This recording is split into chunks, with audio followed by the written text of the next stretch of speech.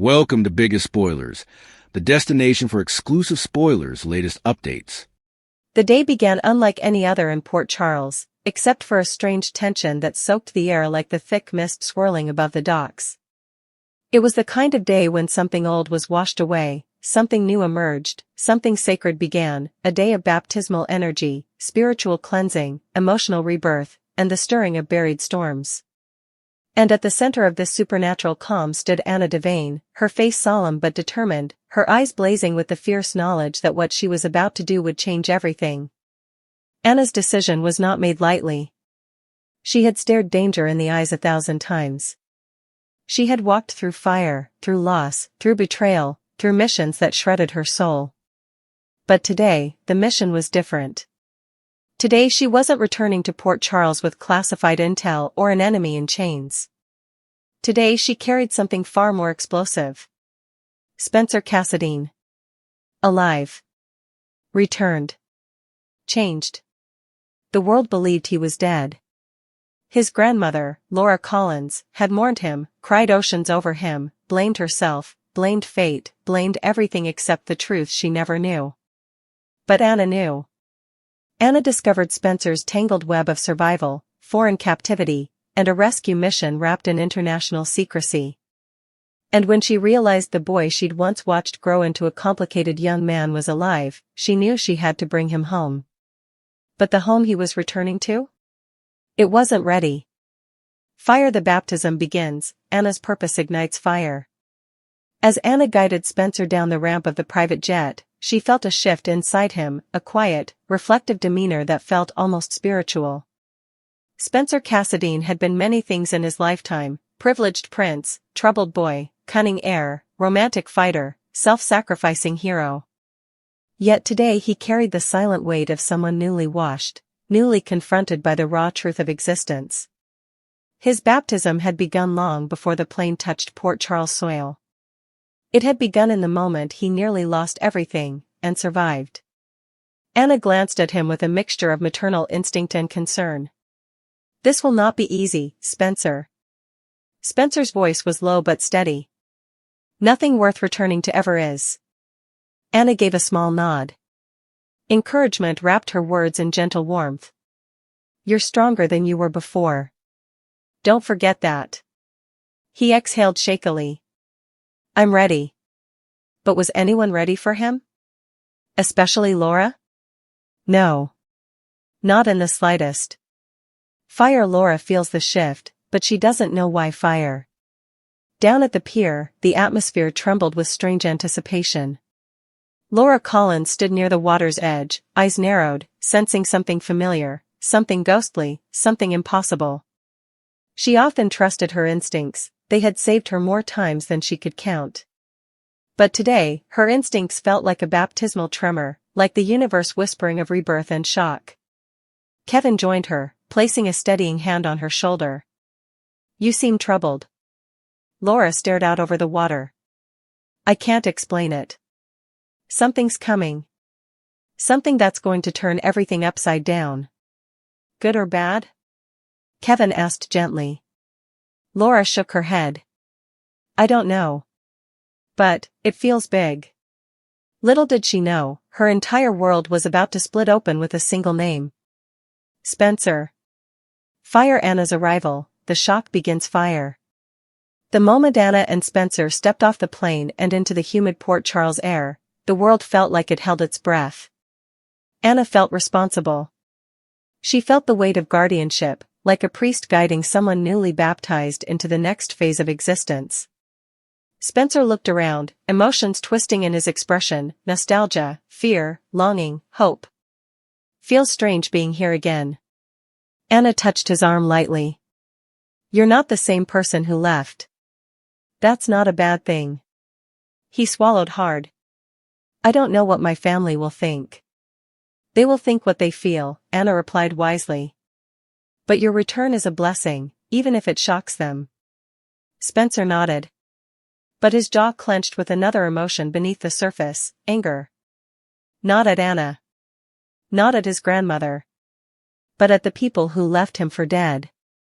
The enemies who tried to bury him.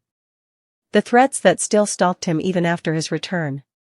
The baptism wasn't just cleansing. It was awakening.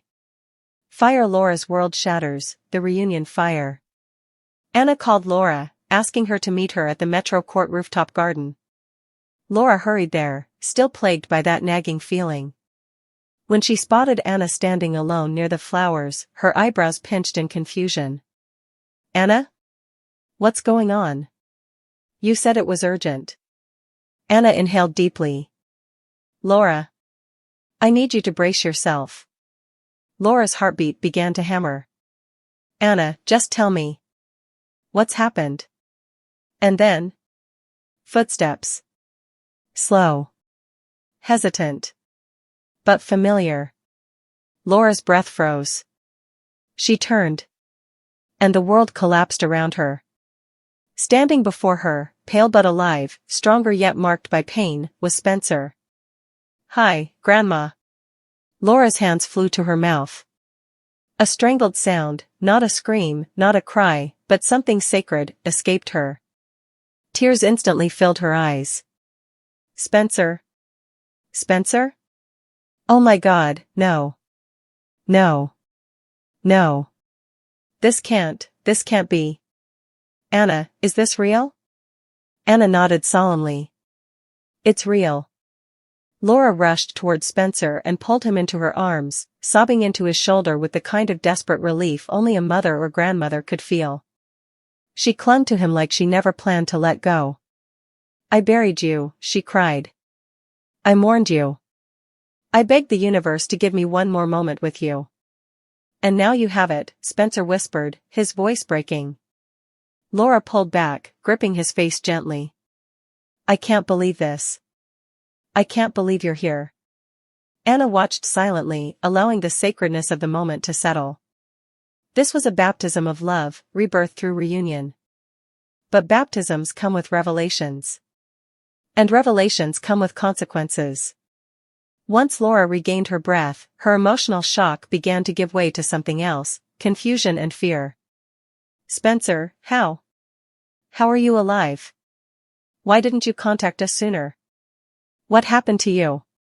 Spencer lowered his eyes. It's complicated.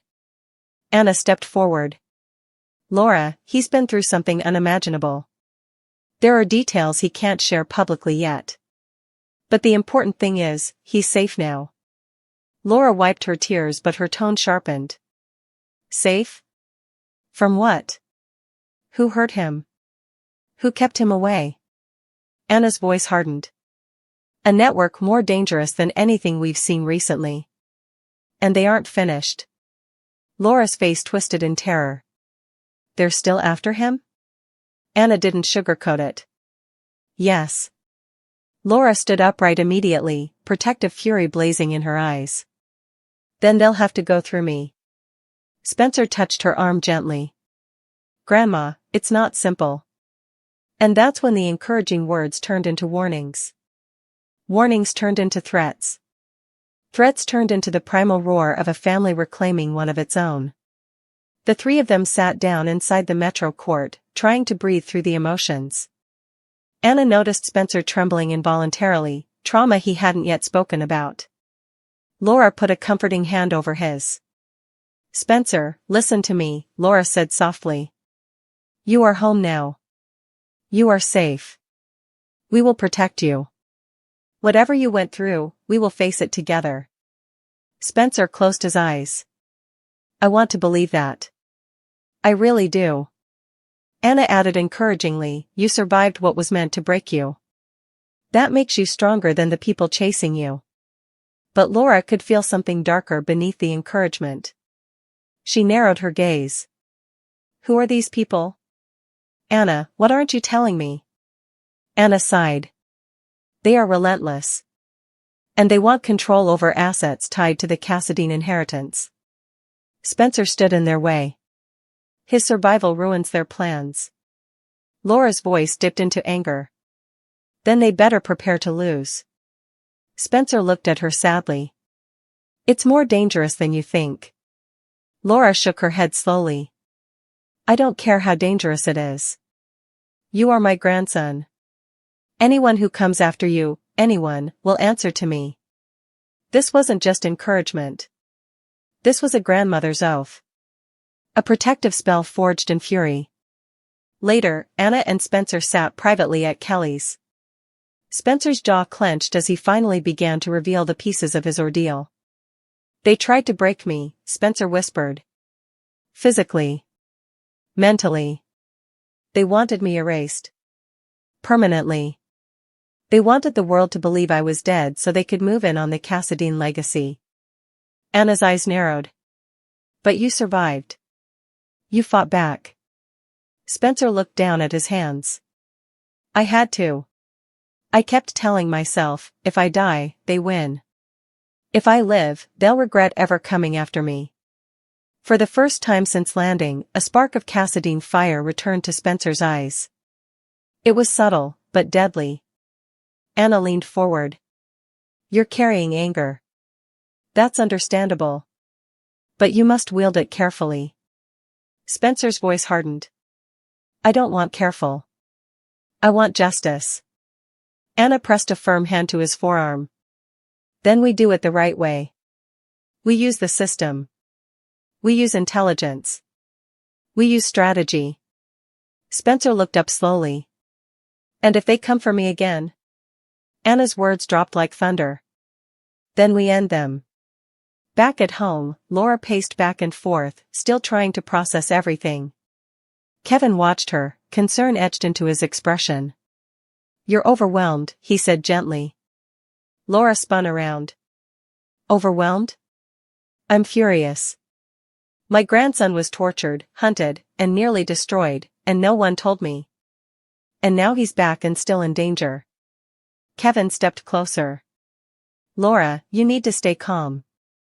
Calm? Laura hissed. Kevin, I have spent my life forgiving, mediating, negotiating.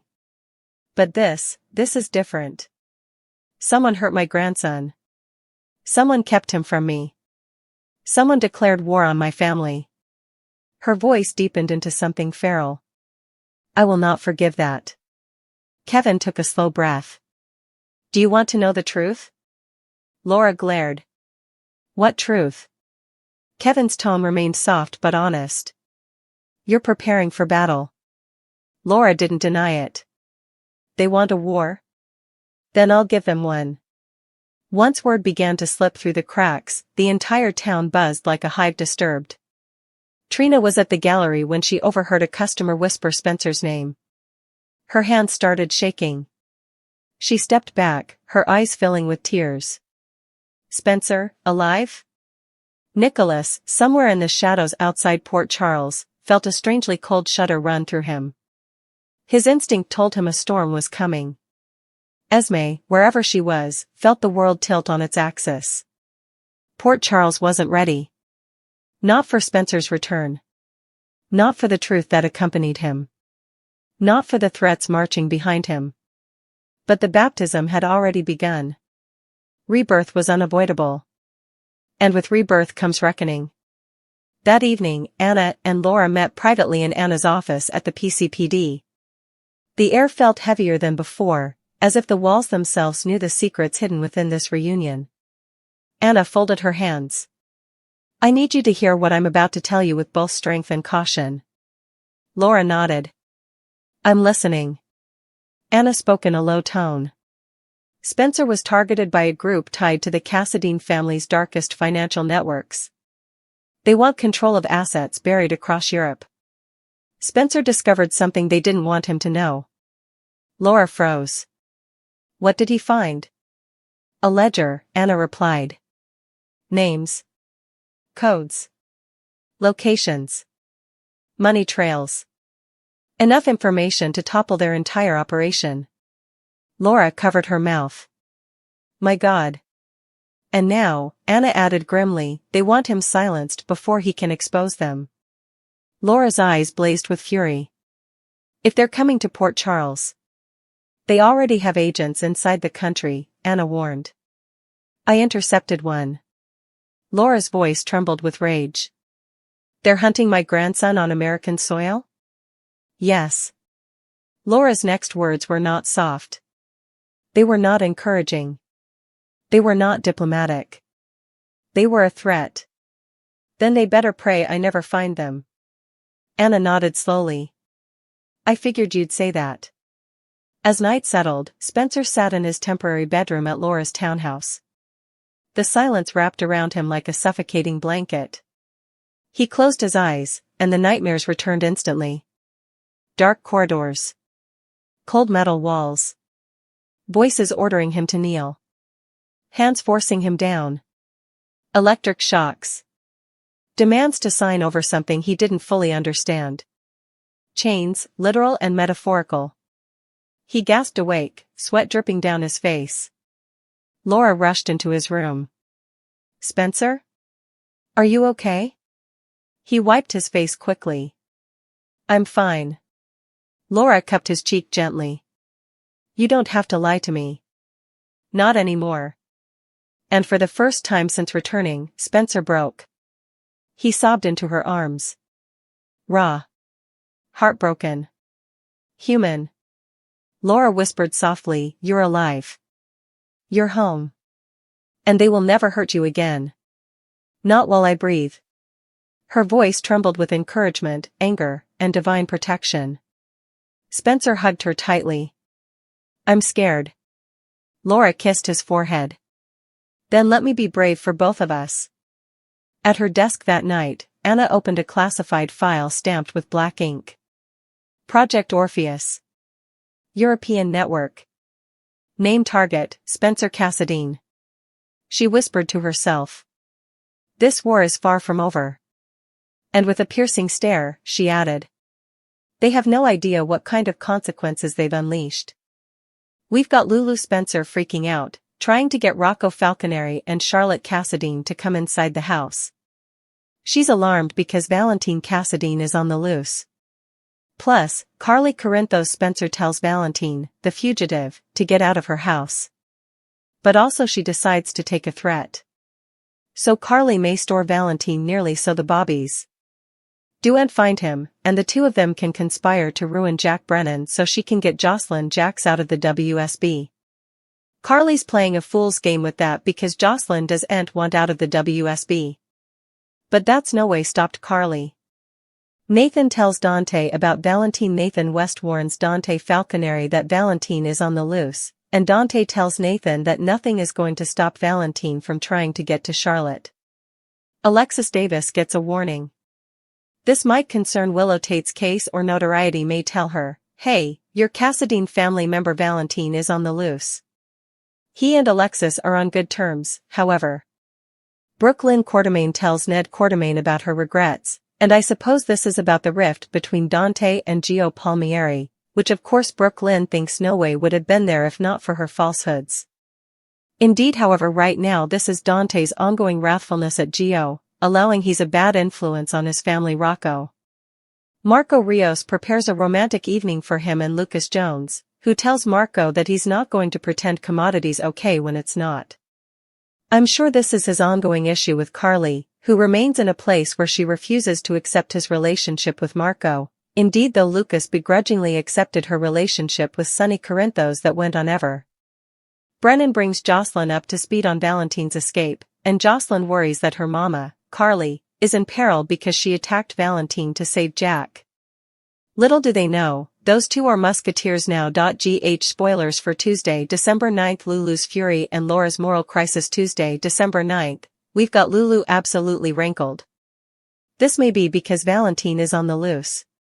She's formerly dealing with Britt Westbourne being back from the dead. This is just too important.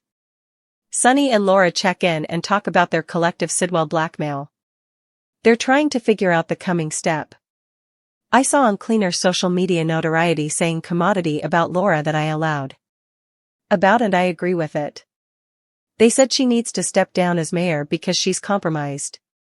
She called a mob master, Sonny, to fix her dead Hank Dalton issue, and she's now being blackmailed by another mob master. Laura is no longer a public menial, she's a mob emissary. Whether she intended it to go that way or not, really, Laura should have called the police and there wouldn't have been any forensic substantiation against her in Dalton's rubout. But she shocked and called on the mob.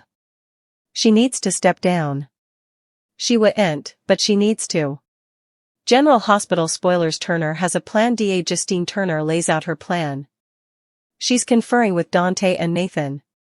So, it could be about the Valentine escape or alternate suspects in Drew Kane's firing, since defenses feel to be falling piecemeal each over. And people with a lot further motive than Willow Tate are coming on their radar. Jason takes care of Britt, and of course, Jason's keeping a close eye after she got fully pounded and Britt fell, and also he'd to give her her Huntington shot. He's veritably upset. Jason's so upset about Britt. Charlotte breathes a shriek of relief, and this could be commodity to do with Valentine being on the run. Of course, she doesn't want her pop to be shot. General Hospital spoilers. Wednesday, Sidwell's offer and a surprising arrest. Wednesday, December 10th, we've got notoriety getting an offer from Sidwell, and perhaps it's another bone. Of those offers they see Aunt refuse. He's formerly told Sonny and Laura what he wants them to do, so this might be to Lucas or notoriety differently. Perhaps it's not a scary mob offer, but knowing Sidwell, perhaps Michael Corinthos needs some help from Christina Corinthos Davis. This may be commodity to do with Willow and the guardianship case and all that. Or perhaps he's going to ask her to befriend Jacinda Bracken, which she's formerly been doing. Nina Reeves and Portia Robinson have an awkward hassle at the Metro Court, and I wonder if she's leaving a room where she and Dr. Isaiah Gannon had some autumn delight. Portia is absolutely frantic, and it might be about this Nina run-in, or it may be because she's asked to give her justification, which, of course, would expose her relationship with Isaiah. Nathan makes an arrest. So perhaps he's set up Valentine. I don't know.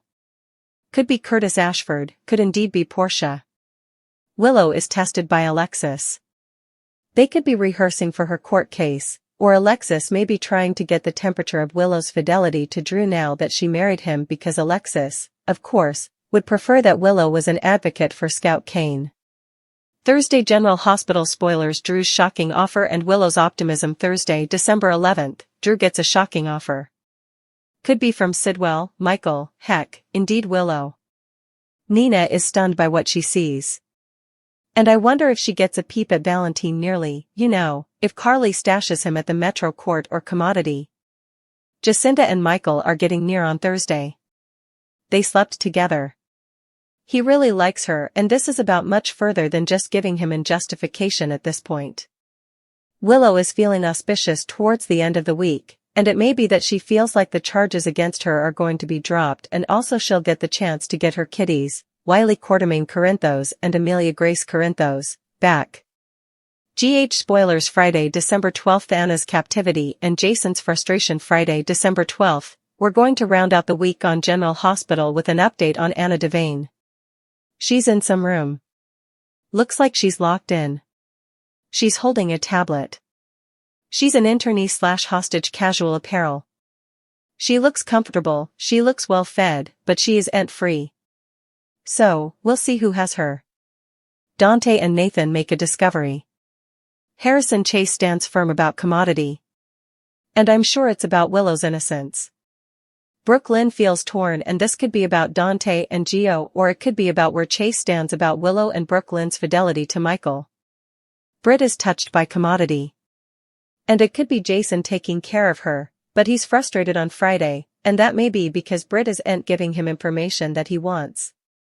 General Hospital 2-week spoilers. December 15th to 19th, exposed flings and hopeless results. The week of December 15th through the 19th, I anticipate to see Valentine and Carly cooking up some further plans to destroy Jack Brennan. Portia and Isaiah's fling is exposed soon. We've got Michael and Jacinda getting in deeper. Looks like sparks of a real love. But if Willow is vindicated, which she obviously will be ultimately, Michael dating a former call girl could be really problematic in family court. We're going to learn further about Anna's fate. Brooke Lynn is floundering to get Dante and Gio back on good terms together. She's eventually gotten to a good place with Gio. And she really wants that for Dante, too. Still, he's digging in his heels and being veritably stubborn. Rocco just masticated him a new bone. So Dante's digging a grave with family then. Jason struggles to get Britt to open up to him about what has transferred her on this helical. Sidwell's feeling enough invulnerable, but his cockiness is going to bring him, and Laura is floundering with her dilemma and hopeless for results.